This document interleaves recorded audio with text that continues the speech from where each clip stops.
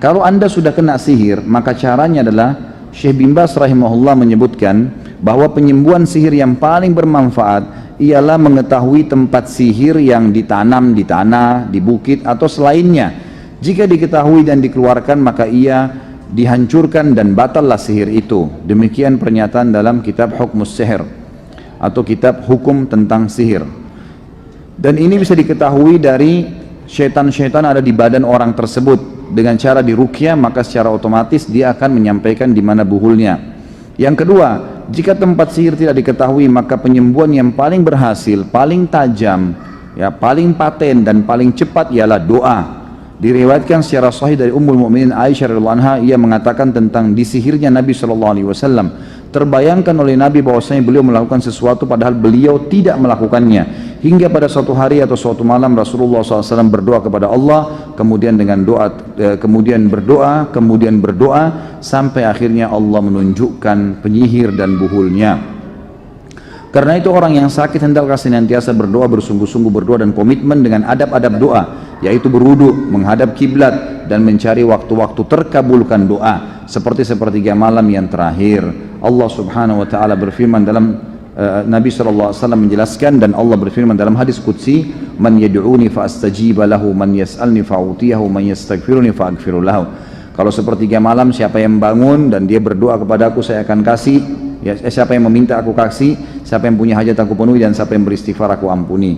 Orang yang sakit hendaklah memilih doa-doa ma'thur pada waktu itu, doa-doa yang dianjurkan, ya, dan yang menjadi salah satu sebab terkabulnya doa diriwayatkan secara sahih dari Nabi SAW, man ta'arra minal laili faqal la ilaha illallah wahdahu la syarikalah lahul mulku wa lahul hamdu wa huwa ala kulli syai'in qadir, alhamdulillah wa subhanallah wa la ilaha illallah wallahu akbar wa la hawla wa la quwata illa billah, thumma qala allahumma ighfirli aw da'a istujiba lahu fa in tawadda wa shalla qubila salatu.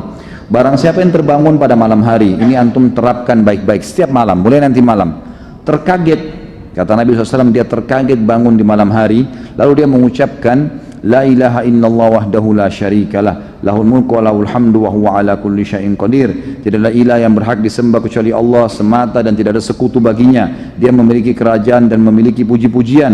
Dialah yang maha kuasa atas segala sesuatu. Kemudian dikatakan alhamdulillah, segala puji bagi Allah, wa subhanallah wa la ilaha illallah wallahu akbar, maha suci Allah, tidak ada Tuhan yang berhak disembah kecuali Allah dan Allah maha besar, wala haula wala quwata illa billah, dan tidak ada daya dan kekuatan kecuali milik Allah. Kemudian dia membaca ya Allah ampunilah aku, atau dia berdoa apa saja maka pasti diterima oleh Allah, dan kalau dia berwudu lalu dia sholat, sholatnya akan diterima.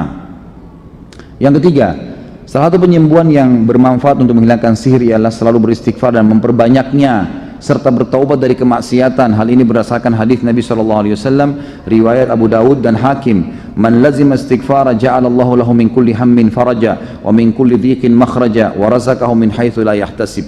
Barang siapa yang senantiasa beristighfar kepada Allah, maka Allah akan memberinya kelapangan dan tiap-tiap kesusahannya dan jalan keluar dari tiap-tiap kesempitan, dan memberinya rezeki dari arah yang tidak disangka-sangka. Jadi yang terakhir adalah bagaimana dia berikhtiar dengan membaca doa-doa dan zikir-zikir yang dianjurkan oleh Nabi SAW untuk menghilangkan sihir, seperti misalnya membaca ayat kursi, membaca Al-Fatihah, membaca Al-Ikhlas, Al-Falaq, An-Nas, dan ayat-ayat yang disebutkan dalam surah Taha, dalam surah Yunus berhubungan dengan masalah pembatalan sihir, ya, perilaku Nabi Musa alaihissalam. Lalu kemudian dia berikhtiar dengan